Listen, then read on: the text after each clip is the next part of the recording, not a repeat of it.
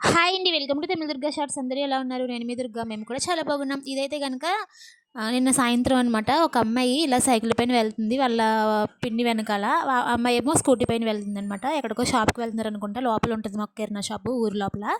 ఆ సైకిల్ చూడగానే వీడు ఆ అమ్మాయికి అడ్డుపడిపోతున్నాడనమాట సైకిల్ అని.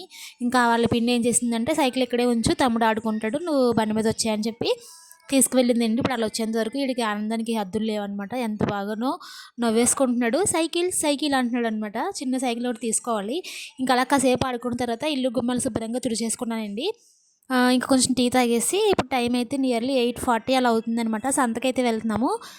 శనివారం మా పక్క ఊర్లో సంత అయితే వేస్తారనమాట మంగళంలో. సరే కాయగూరలు అసలు ఏమీ లేవు. బీన్సే అస్తమాను ఇవే కదా ఉంటున్నాయని చెప్పి ఉల్లిపాయలు కూడా లేవనమాట. దానికోసమని వెళ్ళామండి. ఇంక ఇదైతే నెక్స్ట్ డే మార్నింగ్ ఫస్ట్ 6:20కి లేచి బయటకొచ్చి చూస్తే అస్సలు ఏం కనిపించట్లేదనమాట. అంత దారుణంగా ఉంది. ఇప్పుడే కొంచెం తెలుస్తుందండి. ఇప్పుడు టైం 7 అయిందనమాట.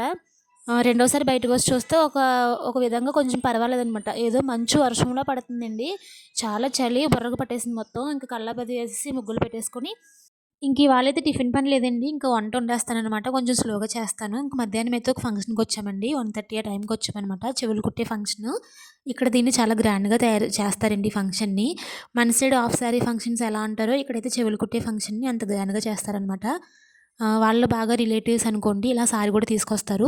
మాకైతే వీళ్ళు గృహప్రవేశానికి కూడా వచ్చారనమాట. మేము వేయాల్సింది కూడా వాళ్ళు మనకి ఎంతేసారో దానికి డబుల్ అయితే వేసేసి భోజనం అయితే చేసి బయలుదేరామనమాట. That's for mini vlog.